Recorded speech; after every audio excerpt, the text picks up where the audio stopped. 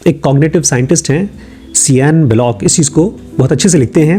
वो ये कहते हैं कि जितना आप अपने किसी काम में और बेहतर और बेहतर और बेहतर होते जाते हैं, उतना ही आप दूसरों को समझाने में और ख़राब और ख़राब और ख़राब हो जाते हैं।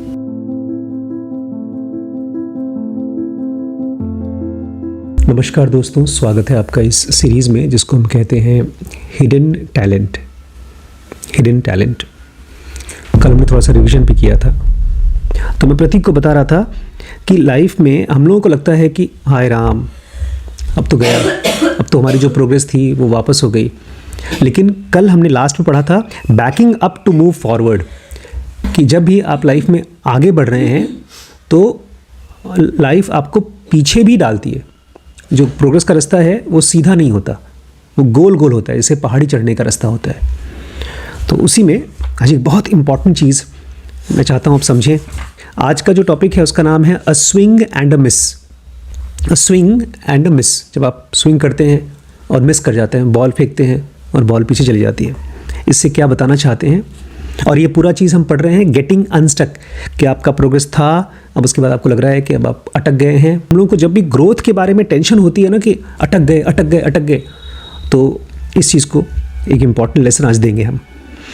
ऑथर कह रहे हैं backing up puts us to a new terrain. आप रास्ते पे जा रहे हैं, आगे बढ़ रहे हैं, लेकिन अचानक से आपको पीछे आना पड़ रहा है। प्रोग्रेस हो रहा था, कल हमने पढ़ा था, एक अच्छा सा एग्जाम्पल था कि अगर आपकी टाइपिंग स्पीड 30 to 40 पर मिनट और आप चाहते हैं डबल हो जाए, जैसे हमारे पूरे सेंटर में टाइपिंग स्पीड सबसे ज़्यादा है आफ्ताब की, और आफ्ताब जो टाइपिस्ट है हमारा, उसने दूसरे को सिखा भी दिया है। वहाँ पर एक और बच्चा है दिलशाद, तो मैं देख रहा था वो लोग टाइप करते हैं, सीधे देखकर कंप्यूटर पे देखते हैं और उंगलियाँ चलती हैं। तो हम लोग जो टाइप करते हैं वो आँखों से लेटर्स को देखते हैं। तो हम लोग की जो टाइपिंग है आइज़ से है, आँखों से है, और इन लोगों की जो टाइपिंग है वो टच से है। तो बोलते हैं अगर आप अपने आप को आँखों से टाइपिंग हटा करके टच से टाइपिंग करेंगे तो शुरू में आपकी जो स्पीड है वो कम हो जाएगी, क्योंकि आपको उंगलियों से महसूस करना पड़ेगा, याद करना पड़ेगा फिर से कहाँ पर लेटर्स पड़े हुए हैं। आँखों से देख करके हम लोग एक एक उंगली से तो कर देते हैं, लेकिन मैं देखता हूँ आफ्ताब खाली टाइम पर भी एक वेबसाइट खोल लेगा और उस पर टाइपिंग स्पीड बढ़ाने के लिए प्रैक्टिस करता रहता है और बहुत अच्छी स्पीड करता है। तो कह रहे हैं जब आप शुरू में बैकअप करेंगे तो आप एकदम नए टेरेन में हैं, नई जगह। We are in uncharted territory, हम एक ऐसी टेरिटरी में हैं जिसका कोई नक्शा नहीं है, अनचार्टेड है। जब आप अपना टैलेंट खोजने की कोशिश कर रहे हैं तो आप एक अनफेमिलियर पाथ पे जा रहे हैं, एक ऐसे रास्ते पे जा रहे हैं जहाँ पर पहले कभी नहीं गए, और एक ऐसा डेस्टिनेशन जिसको आपने पहले कभी विजिट नहीं किया। And the summit might not even be visible at the start, और जो आपको एकदम लास्ट में टैलेंट की एकदम पीक पर पहुंचना है, समिट, वो आपको दिखता भी नहीं होगा शुरू में कि कहाँ पहुंचना है, क्या करना है। जैसे शिरीष को लगता है कि मेरा क्या टैलेंट है, मैं कैसे अपने आप को वो पा सकूं जो मेरा पैशन है। इसको पता ही नहीं। वैभव को तो कम से कम ये पता है कि मुझे फिल्म बनाना है, गरिमा को नहीं पता। तो शुरू में आपको ये नहीं पता चलता कि आपका पीक क्या है। To find our way we need scaffoldings in the form of some basic navigational tools. तो अगर आपको अपना रास्ता पाना है तो उसके लिए आपको कुछ स्कैफोल्डिंग्स चाहिए। स्कैफोल्डिंग मतलब होता है ढांचा, जैसे बिल्डिंग बनाने के लिए ढांचा होता है, और उसमें आपको कुछ चाहिए बेसिक नेविगेशन टूल्स, कुछ ऐसे टूल्स जिसके जरिए आप रास्ते को नेविगेट कर सकें। The bad news is that a perfect map won't exist. लेकिन बुरी खबर यह है कि जब आप अपने करियर के मैप को खोजने की कोशिश कर रहे हैं तो परफेक्ट मैप होता नहीं है। किसी के पास आपके करियर का मैप नहीं है। The exact route hasn't been plotted for अस।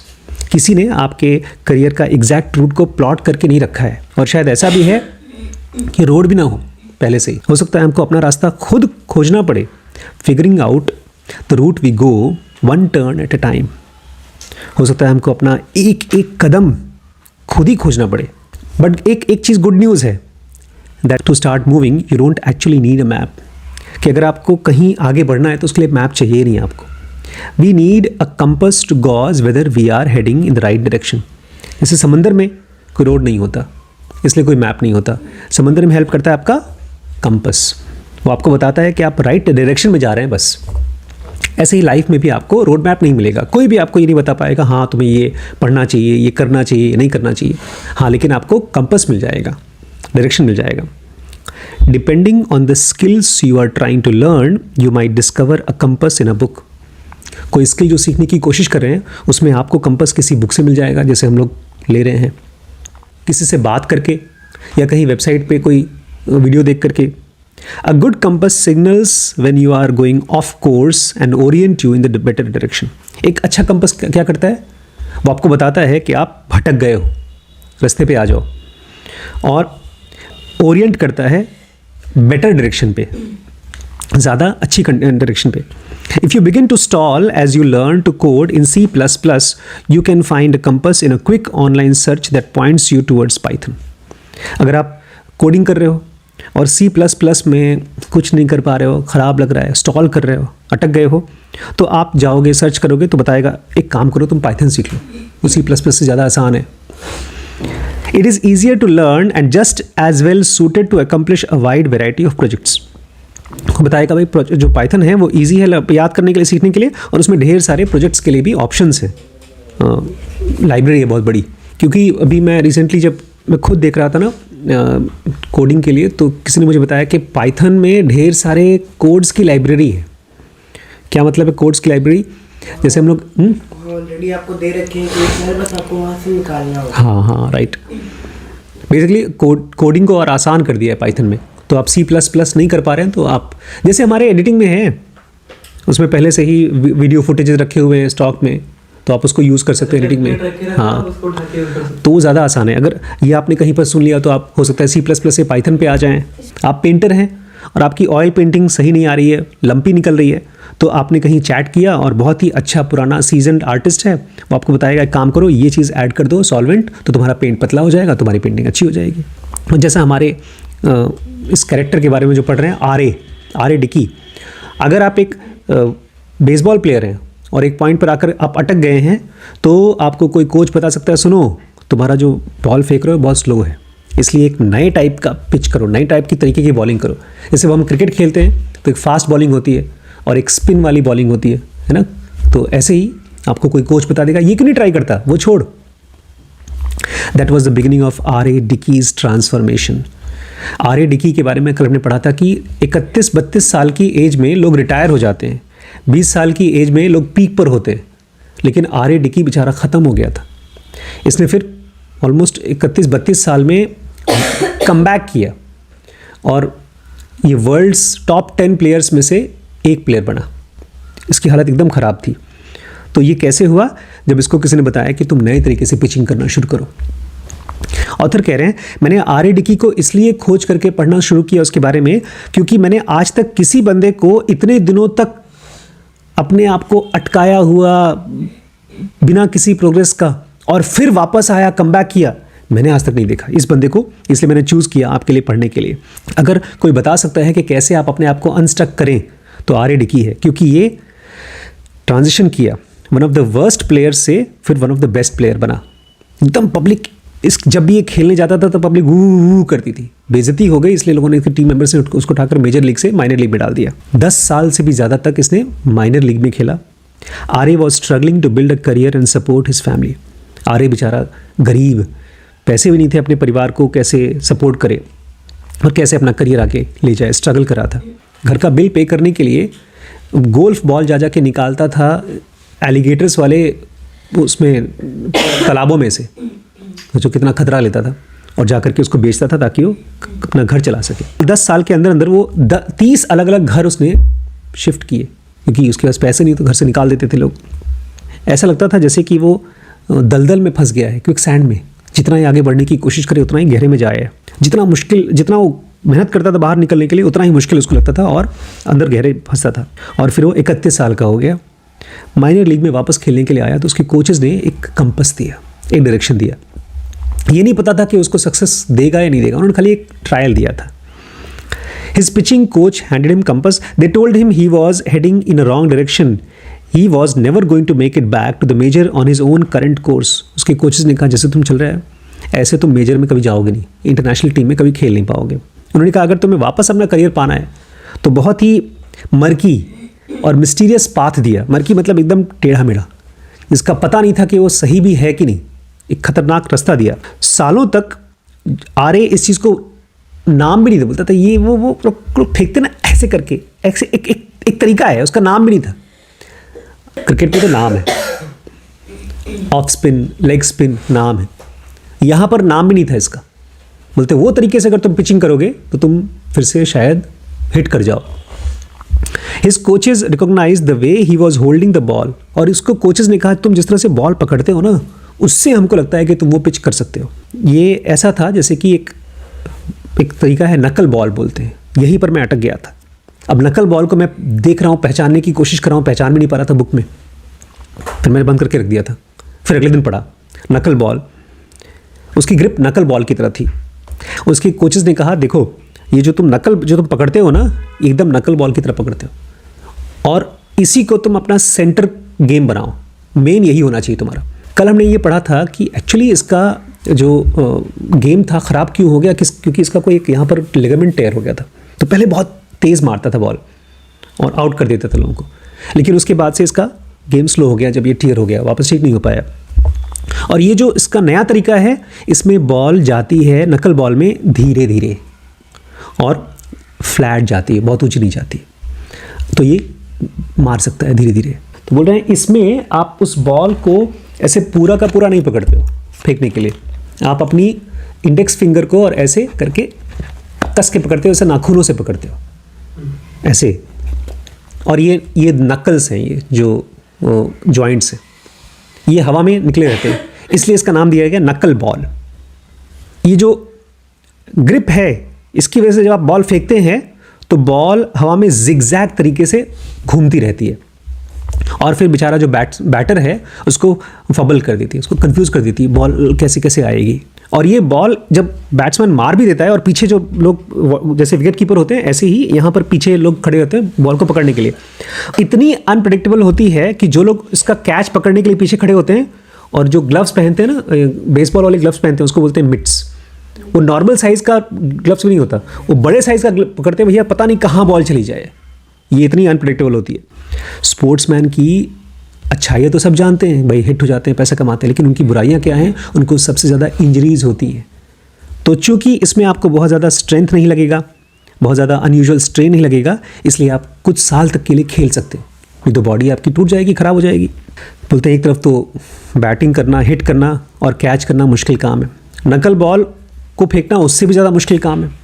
और यहाँ तो खाली फेंकना नहीं है, उसको मास्टर करना है, उसको एक्सपर्ट बनना है, ये तो और मुश्किल काम है। There was no obvious way for RA to develop this skill. अब इसको कोई सिखाने वाला कोच नहीं है नकल बॉल को। जो भी इसके पिचिंग कोचेस थे जो सिखाते थे, उन्होंने पहले नकल बॉल का भी सीखा नहीं, इसलिए वो इसको सिखा नहीं सकते थे। वीडियोस भी नहीं थे यूट्यूब पे, और कोई किताब में भी नहीं बताया गया था। All they could offer was a compass pointing him to the general direction of throwing a pitch that doesn't spin. बस उनके पास एक मैप था, मतलब एक डायरेक्शन था, नकल बॉल की तरफ फेंको, उसमें ऐसे फेंको कि वो स्पिन करे ना करे पता नहीं कैसे। बस अब आरे का जो स्टाइल था, जो तरीका था, जो भी इसने प्रैक्टिस किया था, उसको हटना था उससे और नकल बॉल पे आना था। तो इसका मतलब वो बैकवर्ड आता, आगे जाने के बजाय पीछे आता। To keep ball from spinning as he released it, he was suppose to keep his wrist as stiff as possible. अब यहाँ पर भी मैं अटक गया था, क्योंकि उसको अगर बॉल फेंकना है तो अपनी स्टिफ, ये रिस्ट को एकदम स्टिफ रखना पड़ेगा। पहले वो करता नहीं था ऐसा, उसकी पहले रिस्ट को भी फेंकता था, मूव करता था। But from the time he was kid, he had been taught to rotate his wrist rapidly as he let the ball fly. अब देखिए, अगर मैं रणवीर इलाहाबादिया की तरह कुछ ट्राई करने की कोशिश करता हूँ पॉडकास्ट, तो मेरे इस पूरे 6 साल या 10 साल की जो बुक रीडिंग वाली तरीका है, इसको छोड़ना पड़ेगा मुझे, तो बैकवर्ड आना पड़ेगा। ये बचपन से जब ये बॉल फेंकता था तो अपनी रिस्ट को जितना ज़्यादा हो सके उतना रोटेट करता था, ताकि बॉल हवा में खूब ज़ोर से फ्लाई करे। जब बहुत तेज़ बॉल जाती है तो उसमें बैक स्पिन होता है, बॉल पीछे की तरफ स्पिन करती है। Curve balls have top spin, और जो कर्व बॉल फेंकते हैं उसमें टॉप स्पिन होता है। सिंकर्स हैव साइड स्पिन, और जो सिंकर्स होती हैं वो भी एक तरीके के बॉल फेंकने का तरीका होता है, उसमें साइड स्पिन होती है। I had to unlearn all of that. तो आर्य बोलता है ये सब चीज़ें मुझे भूलनी थी अगर मुझे अपना नया तरीका खोजना था अपने आप को हिट करने के लिए। R A told me and relearn my mechanics, और मुझे अपनी मैकेनिक्स को, बॉडी के प्रैक्टिस को, हैबिट को फिर से सीखना था। तो एक तरह से मुझे पूरा का पूरा बिल्डिंग तोड़ करके फिर से बिल्डिंग बनाना था, डीकंस्ट्रक्ट करके फिर से रिकंस्ट्रक्ट करना था, पूरी बिल्डिंग को ग्राउंड जीरो तक तोड़ना था रीबिल्ड करने के लिए। There was no guarantee that his effort would succeed, और इसकी कोई गारंटी भी नहीं थी कि वो सक्सीड कर पाएगा। लेकिन ये अपना करियर खोजने की कोशिश में था, और इसको डिस्कम्फर्ट में जाने में कोई दिक्कत नहीं होती थी। बचपन से ये इसमें कंफर्टेबल था। क्रीचर्स ऑफ डिस्कम्फर्ट हम नहीं होते, हम वही काम करते हैं जो कंफर्टेबल होता है। बट आरएज अर्ली आउटिंग्स एंड नकल balls did not go smoothly. लेकिन आर्य का जो शुरुआत का नकल बॉल का प्रैक्टिस था वो सही गया नहीं, बहुत स्मूथ नहीं था। शुरू के माइनर लीग में जब इसने नकल बॉल को फेंकने की कोशिश की तो 12 रन दे दिए। इसमें रन देना, एक रन भी देना बहुत बड़ी चीज़ है। उसने 6 इनिंग में 12 रन दिए। जब उसने ये चीज़ किया, नकल बॉल से प्रैक्टिस करने की कोशिश की, तो और बेकार बॉलिंग की। इसकी वजह से ये इतना बेकार किया, ऑल टाइम वर्स्ट रिकॉर्ड था कि उसकी ऑर्गेनाइजेशन ने उसको कहा तुम भैया निकल जाओ, हम तुमको टीम में रखेंगे नहीं। फिर भी इसको लगा नहीं, मेरे नकल बॉल को अगर मैं सीख लूँगा तो मैं कहीं पहुँच सकता हूँ। लेकिन अभी तक उसको ये नहीं समझ में आ रहा मैं नकल बॉल तक पहुँचूँ कैसे उसका एक्सपर्ट बनूँ। कंपस, समझ रहे हैं कंपस क्या होता है? आपको बहुत आगे पहुँचना है लेकिन मैप नहीं है, कोई क्लियर रास्ता नहीं है, जैसे ड्राइवर्स के पास होता है। आपको केवल हिंट मिलता है, यहाँ चले जाओ, वहाँ चले जाओ। The drawback of a compass is that it only gives you direction. Problem यह है कंपस की कि वो आपको पूरा रास्ता नहीं बताता, खाली डायरेक्शन देता है। नॉट डायरेक्शंस, खाली डायरेक्शन देता है, डायरेक्शंस नहीं देता। वो ये नहीं कहता यहाँ से वहाँ जाना, फिर वहाँ से राइट जाना, फिर वहाँ से लेफ्ट जाना, ये नहीं देता। वो खाली बोलता है यहाँ से राइट जाओ, उसके बाद वहाँ देखना, बस डायरेक्शन। अब आगे क्या करना है ये नहीं बताता। वो खाली आपको बोलेगा ये गलत रास्ता है, यहाँ मत जाना, वो सही रास्ता है, वहाँ जाना, आगे हमको पता नहीं। लेकिन अगर आपको उस पाथ पे जाना है जो कंपस बता रहा है, तो आपको उसके लिए गाइड चाहिए, एक मेंटर चाहिए। अब गाइड के बारे में बड़ी इंपॉर्टेंट चीज़ है जो आपको जानना और समझना होगा। ये बहुत इंपॉर्टेंट चीज़ है क्योंकि इसमें जो मैंने सीखा भैया पिछले 40-45 साल की ज़िंदगी में कभी नहीं सीखा। और इसमें हम लोगों को इसका भी आंसर मिलेगा कि क्यों मेरे पिताजी जब पढ़ाते हैं तो मैं नहीं पढ़ पाता, क्यों जब बड़ी मम्मी आपको पढ़ाती है तो आप नहीं पढ़ पाते, और किससे आपको पढ़ना चाहिए, किससे सीखना चाहिए। तो अब हम पढ़ेंगे what those who can do can't teach.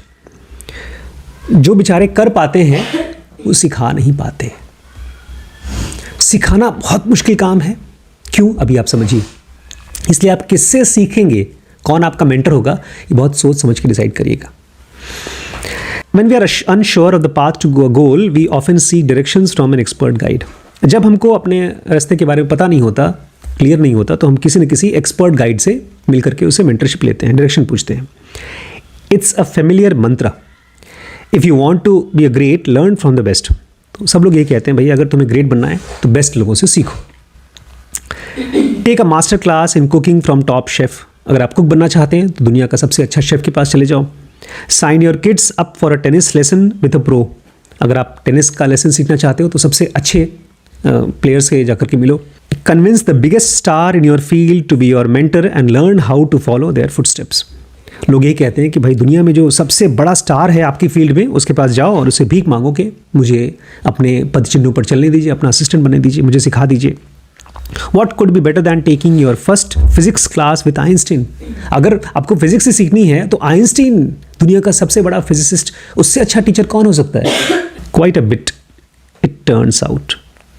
लेकिन ऐसा लगता है उससे भी बेकार, वो सबसे बेकार होगा। जो बेस्ट लोग होंगे दुनिया में सिखाने वाले, वो बेस्ट नहीं होंगे आपके लिए, उल्टा होगा। एक बहुत चालाक स्टडी हुई है, रिसर्च हुआ है, जिसमें इकोनॉमिस्ट ये जानना चाहते थे कि दुनिया में जो सबसे अच्छे एक्सपर्ट्स हैं क्या वो अपने स्टूडेंट्स को सिखा भी पाते हैं कुछ। They collected data on every freshman in Northwestern University from 2001 to 2008। मुझे यहाँ पर कोई ये बता दे फ्रेशमैन किसको बोलते हैं? मैं आता हूँ, जो 10वीं में होता है, 9th में जो एकदम स्टार्ट करते। देखो भैया आज से याद कर लो, सबसे नीचे होते हैं फ्रेशमैन 9वीं क्लास में, उसके बाद होते हैं सोफोमोर 10वीं क्लास में, फिर जूनियर 11वीं और सीनियर 12वीं। तो उन्होंने एक डाटा लिया 2001 से लेकर 2008 तक सारे 9वीं क्लास के बच्चों का, नॉर्थ वेस्टर्न यूनिवर्सिटी के। वहाँ पर उनको ये देखा गया देखने के लिए कि वो लोग जब ये जो ज़्यादा क्वालिफाइड टीचर्स मिलते थे, PhD और पता नहीं कौन कौन से, जब वो पढ़ाते थे तो इनको अच्छे नंबर मिलते थे कि नहीं मिलते थे। ये अच्छा सीखते थे कि नहीं, बिकॉज भाई ज़्यादा क्वालिफाइड लोगों को रखने के लिए आपको ज़्यादा पैसा देना पड़ता था, तो उनको रखें कि नहीं रखें ये जानना चाहते थे। आपको ये लगेगा शायद कि अगर एक्सपर्ट्स पढ़ा रहे हैं तो बच्चे अच्छी तरीके से पढ़ाई कर पाएंगे। अ टेन्योर ट्रैक और tenure professor than non expert lecturer with less specialised knowledge.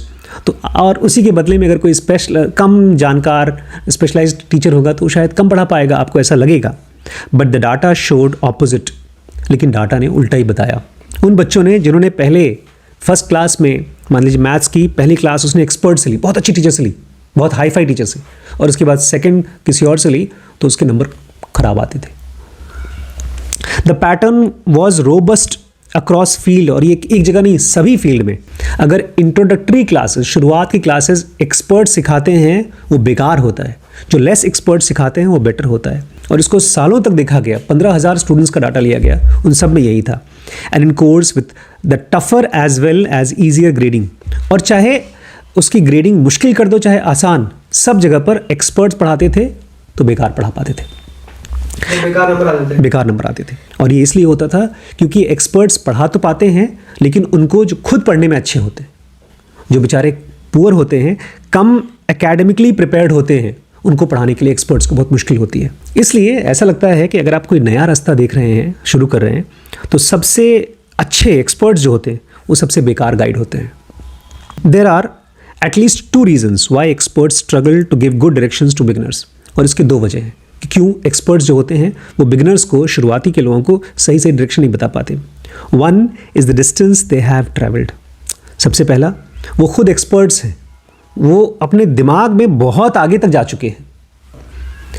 They have come too far to remember what it's like to be in your shoes. वो इतना आगे आ चुके हैं कि उनको लगता होगा आप तो सब समझते ही हैं ना। मुझे लगता है एग्जैक्टली इसीलिए मैंने मेडॉल छोड़ दिया, क्योंकि मेडॉल में मैं बनना चाहता था राजू वेंकटरमण, जो कि मिलियनेयर था, जिसने 3,000-4,000 लोगों की कंपनी बनाई थी। वो जो बातें करता था वो MBA से सुन पाते थे, लेकिन मैं नहीं समझ पाता था क्योंकि मैं लेस प्रिपेयर्ड था एकेडमिकली, भाषा नहीं आती थी। हाँ, तो उसको ये नहीं पता था कि मैं क्या फील करता हूँ, मुझे क्या कन्फ्यूजन है। It's called the curse of knowledge. इसको कहा जाता है ज्ञान का श्राप। The more you know the harder it is for you to fathom what it's like to not know. इसमें ये कहा जाता है कि जितना ज़्यादा आप जानते हैं उतना ही आप कम महसूस कर पाते हैं ऐसे लोगों को समझना जिनको नहीं आता। जैसे अगर मैं बहुत जानता हूँ और बहुत ज़्यादा जानता हूँ और आप कुछ नहीं जानते तो मैं आपको समझ नहीं पाऊँगा। मैं जब आपको कुछ समझाऊँगा आप बोलेंगे कि ये नहीं समझ में आया, बोलेंगे ये यार इतनी सिंपल चीज़ समझ में नहीं आ रही, पागल है क्या यार, इसको समझ में क्यों नहीं आ रहा। अ कॉग्निटिव साइंटिस्ट सियान बेलॉक समराइजेज इट। एक कॉग्निटिव साइंटिस्ट हैं सियान बेलॉक, इस चीज़ को बहुत अच्छे से लिखते हैं। वो ये कहते हैं कि जितना आप अपने किसी काम में और बेहतर और बेहतर और बेहतर होते जाते हैं उतना ही आप दूसरों को समझाने में और ख़राब और ख़राब और ख़राब हो जाते हैं। अभी अगर मान लीजिए आप उनसे मिलें डॉक्टर सिद्धांत से और उनको बोलें बायोलॉजी पढ़ा दीजिए तो बहुत मुश्किल हो जाएगी, क्योंकि वो आर्टरीज वेन्स और मेडिकल की ऐसी जार्गन्स बोलेंगे, आपको लगेगा रुकिए पहले पहला सेंटेंस बताओ दूसरे में, और वो बोलेंगे यार इसको नहीं समझा सकता मैं। तो जितना ज़्यादा आप सीखते जाते हैं जानते जाते हैं उतना ही कम आप सिखा पाते हैं नौसीखे लोगों को। That was Einstein's curse in the classroom. Einstein के साथ भी यही हुआ था क्लासरूम में। उसको बहुत ज़्यादा आता था और उसके स्टूडेंट्स को कुछ नहीं आता था, बहुत कम आता था। आइंस्टीन था वो, उसको दुनिया के सबसे मुश्किल सवाल दिमाग में चलते रहते थे, स्वर्लिंग इन हेड। ये भी सोचना है कैसे देखा था उसका ओपेनहाइमर। वो बेचारा रात को बल्ब फेंक रहा है, सो ही नहीं पा रहा है, पागल हो गया था वो। ऐसे ही ये जो आइंस्टीन टाइप के जीनियसेस होते हैं जो अपनी फील्ड में एक्सपर्ट होते हैं, उनके दिमाग में ढेर सारी चलती रहती हैं और वो अपना लेक्चर को ऑर्गेनाइज नहीं कर पाते। जो अच्छे लेक्चरर्स होते हैं, टीचर्स होते हैं, वो पहले से अपने क्लास को तैयार करते हैं कि मुझे बच्चों को ये पढ़ाना है, यहाँ पर बच्चों को मुश्किल होगी तो इसको आसान करना है। ये सब टाइम नहीं है आइंस्टीन के पास, उनके पास तो बड़ी प्रॉब्लम्स हैं।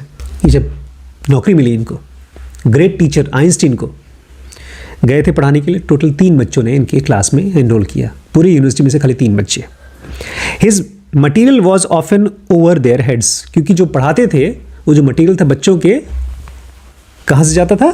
सर के ऊपर से चला जाता था। और फिर उनको समझ में नहीं आ रहा, अरे बच्चे क्यों नहीं आते मुझसे सीखने के लिए। फिर उन्होंने क्लास कैंसिल कर दी और कई सालों बाद उसने कहा मेरे पास वो नौकरी पढ़ाने के लिए बच्चे दे दो, हमको नौकरी चाहिए। मैंने कहा आपको पढ़ाना नहीं आता।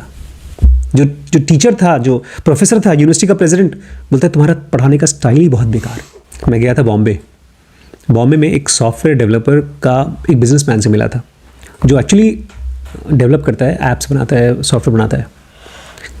उसको मैंने कहा यार आप हमारे यहाँ सॉफ्टवेयर बनाना सिखाएंगे लोगों को? बोलते हैं क्या बात करते हैं डॉक्टर साहब, हम लोग के कॉलेज में मजाक होता था, जो डेवलपर्स डेवलप नहीं कर पाते वो पढ़ाते हैं। इवन स्क्रीन राइटिंग भी कहा जाता है, जो जब आपको कुछ काम नहीं आता, जैसे मैं मेडिटेशन नहीं कर पाता, पढ़ाना शुरू कर दो। बिजनेस नहीं कर पाता, पढ़ाना शुरू कर दो। जिनको आता नहीं वो पढ़ाते हैं। ज़्यादा सही होगा कि जो लोग कर पाते हैं कुछ, वो बेसिक्स नहीं पढ़ा पाते। ज़्यादातर जो एक्सपर्ट्स होते हैं उनकी नॉलेज टैसिट होती है, वो इम्प्लिसिट होती है, एक्सप्लिसिट नहीं होती, क्लियर नहीं होती। अब जब पापा से आप बात करेंगे और मैथ्स का कोई सवाल पूछेंगे तो बोलेंगे यार जो 25 अढ़ैया उनका सॉल्व हो गया, 25 अढ़ैया। आपको लगेगा कि अभी मल्टीप्लाई पॉइंट कर दिया, तो वो जो मल्टीप्लिकेशन चला उनके दिमाग में चला, इम्प्लिसिट था, एक्सप्लिसिट नहीं था। देखिए बुक से तो हमने पढ़ लिया, क्या पता वो आके पढ़ाते तो नहीं पढ़ पाते। बुक्स को तो हमने अपनी स्पीड से पढ़ा है। हमने एक बुक को 1 साल में पढ़ा, उसमें जो टॉपिक्स अभी उनका मैथमेटिक्स पढ़ा था, देखा था सहर जी का। आज तक हिम्मत नहीं होती हम लोगों को पढ़ने की मैथमेटिक्स क्या होगा। क्या पता बोलते जाओ पहले 6 मिनट तक चुपचाप साइलेंस में गुफा में बैठे रहो, उसके बाद आना तब पढ़ाऊँगा। ये उसके साथ भी हुआ था। बोधिधर्मा ने 12 साल तक किसी आदमी की शक्ल नहीं देखी, बोलता था तुम लोग पढ़ाने लायक ही नहीं है। फिर एक आदमी आया था, चुआंगजू नहीं कोई और आया था, चुआंगजू कोई था, हाँ चुआंगजू शायद नहीं, चुआंगजू लाओत्ज़ू के साथ था, ये कोई और था। वो आया, अपना हाथ काट के फेंक दिया उसने, उंगली काट दिया, हाथ काट दिया, बोलता नहीं देखोगे तो उस गर्दन भी काट दूंगा, ऐसी कहानी है। तो उसको एक अच्छे टीचर को एक बहुत ही पैशनेट स्टूडेंट ही चाहिए। तो ये सही होगा क्योंकि उनके दिमाग में चलती है नॉलेज। जितना ज़्यादा आप मास्टरी के पास पहुंच जाते हो उतना ही आप फंडामेंटल से बेसिक्स के साथ में दूर हो जाते हो, क्योंकि वो समझाना आपके लिए मुश्किल हो जाता है। Experiments show that skilled golfers and wine aficionados have hard time describing their putting and testing techniques. Research से देखा गया है जो लोग गोल्फर्स होते हैं, बहुत अच्छे गोल्फ खेलने वाले होते हैं, और जो वाइन के टेस्ट करने वाले होते हैं, अगर उनसे पूछते हो कि कैसे कैसे मारा, कैसे पट किया, कैसे आपने डिसाइड किया कि अच्छा है, तो बोलते हैं ये मत पूछो यार, बस हमने कर दिया, ये मत पूछो कैसे किया। Even asking them to explain their approach is enough to interfere with their performance, so they often stay on autopilot. और अगर आपने पूछ लिया उनसे कि यार अच्छा देखो अब आपको दे रहे हैं वाइन टेस्ट करने के लिए, आप टेस्ट करना और ये बताना कि कैसे तुमने डिसाइड किया, तो बेचारे टेस्ट नहीं कर पाएंगे ठीक से, उनका जो स्किल है वो खराब हो जाएगा, इसलिए वो दूर रहते हैं। इनफैक्ट सचिन तेंदुलकर जब वो बने थे, कैप्टन बने थे इंडिया के, तो बेकार खेलते थे, तो छोड़ दिया उन्होंने, वापस आकर के एज ए बैट्समैन ही खेलते थे। When I first saw an elite diver do 4.5 somersault, I asked how he managed to spin so fast. Author कहते हैं जब मैंने पहली बार एक 4.5 somersault करने वाले डाइवर को देखा, 4 बार, 1 2 3 4 और आधा 4.5 बार गोल गोल करके पानी में कूदने वाले को देखा, मैंने उसको पूछा करते कैसे हो? वो बोलता है just go up and ball, ऊपर जाओ और गोल गोल घूमो। कैसे? बस घूमो। कृष्णमूर्ति से भी लोग पूछते थे आप जो बता रहे हैं ऑब्जर्व कैसे करें, बोले कैसे करोगे तब नहीं समझ सकते, मैं बता नहीं सकता कैसे करो, बस ऑब्जर्व करो। Experts often have an intuitive understanding of a route. ये ऐसा इसलिए होता है क्योंकि एक्सपर्ट्स के पास जो भी करना चाहते हैं उसका एक इंट्यूटिव रास्ता होता है, लंबा रास्ता नहीं, इंट्यूटिव मतलब डायरेक्ट रास्ता होता है दिमाग के अंदर। But they struggle to articulate all the steps to take. लेकिन जब आप उनसे कहेंगे कैसे किया, सब स्टेप्स बताओ, तो वो नहीं बता पाएंगे। Their brain dump is partially filled with garbage. उनका जो ब्रेन में जब आप बोलेंगे ना कि बताओ बताओ कैसे, वो जो ब्रेन का हिस्सा जो काम नहीं करता वो कचरे से भरा है, वो नहीं बता सकते। अब अगर आप उनसे पूछेंगे एक्सपर्ट से, तो वो आपको ऐसा फील करा देंगे कि तुम किसी काम के नहीं हो। आपकी जो मौजूदा लेवल है वो बोलेंगे ये किसी लेवल का नहीं है, तुम निकम्मे हो, कि तुम्हारी ही वजह से तुम रुके हुए हो। वो आप जब उनसे पढ़ेंगे ना तो आपको लगेगा मैं किसी काम का नहीं हूँ, इसलिए एक्सपर्ट्स को अवॉइड करिए। ऑथर अपने बारे में बता रहे हैं कि जब मैंने अपना कॉलेज का पढ़ाई चालू किया तो मैंने साइकोलॉजी और फिजिक्स पढ़ाई करना शुरू किया। My 2 favourite subjects in high school, ये मेरे 2 फेवरेट सब्जेक्ट थे हाई स्कूल में। I was thrilled to get into the class with eminent astrophysics professor, और मुझे लगा कि इतना इंपॉर्टेंट एस्ट्रोफिजिक्स का प्रोफेसर आएगा, पढ़ाएगा, मैं बहुत खुश था, थ्रिल्ड था। One day, he proclaimed that the universe was everything and presented evidence that it was expanding. तो एक दिन वो आया क्लास में और उसने समझाया कि that the universe was everything, कि ये जो सब कुछ देख रहे हो ये पूरा ब्रह्मांड है, इसी को बोलते हैं यूनिवर्स। और उसने ये भी समझाया कि ये यूनिवर्स फैल रहा है, but couldn't explain what it was expanding into।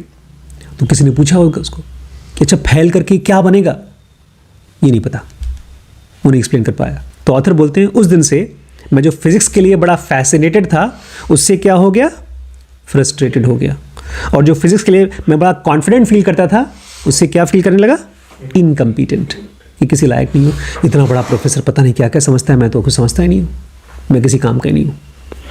Although he was passionate and caring he had learn too much, हालांकि वो बहुत पैशनेट था अपने सब्जेक्ट के लिए और बहुत केयरिंग भी था, लेकिन वो बहुत ज़्यादा सीख लिया था उसने। And been novice too long ago, और वो जो नौसिखिया था वो बहुत पहले था, वो भूल गया कैसा होता है नौसिखिया होना, इसलिए जो मेरी इग्नोरेंस थी, मेरी अज्ञानता थी, उसको वो रिलेट नहीं कर पाया।